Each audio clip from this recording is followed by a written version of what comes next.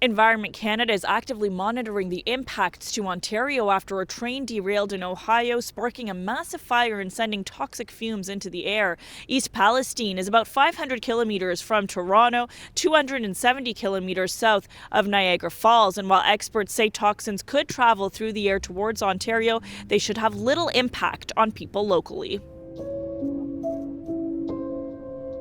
A couple TikTok videos have gone viral this week showing discolored snowmelt in Ontario, the creators suggesting it could be the result of the Ohio train derailment, but environmental scientists are debunking the theory, telling us that's highly unlikely.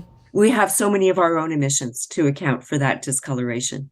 Despite that, environmental groups are watching the possible impacts to Ontarians closely. The problem with these chemicals is that they're invisible. So it would be prudent to test water and snow samples just to see if we have been affected in Ontario by this tragedy.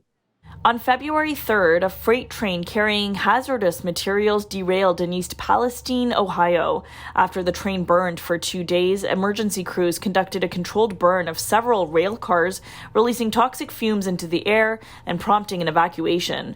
At least 14 cars carrying vinyl chloride were exposed to fire. The toxic gas is used to produce plastic and can pose health risks to humans. When that gas is burnt, it actually creates other hazardous byproducts. Environment Canada tells us it is in contact with the U.S. Environmental Protection Agency and other counterparts to monitor the situation.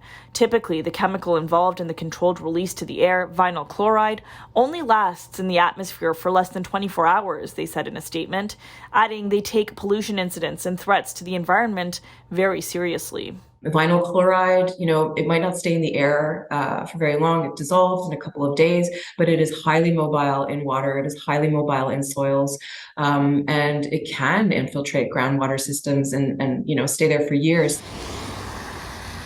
More than 2 weeks later, East Palestine residents are reporting health concerns like headaches and irritated eyes. But we're told residents in Ontario can breathe easy. There's a tremendous dilution that occurs even just within a relatively short distance of the location. So the people at greatest risk are in the immediate vicinity. As the situation continues to unfold, experts tell us governments need to be transparent about which chemicals are being monitored, how much was spilled, what they are testing for in the air, groundwater, and soil, and what they are finding. These kinds of tragedies are avoidable.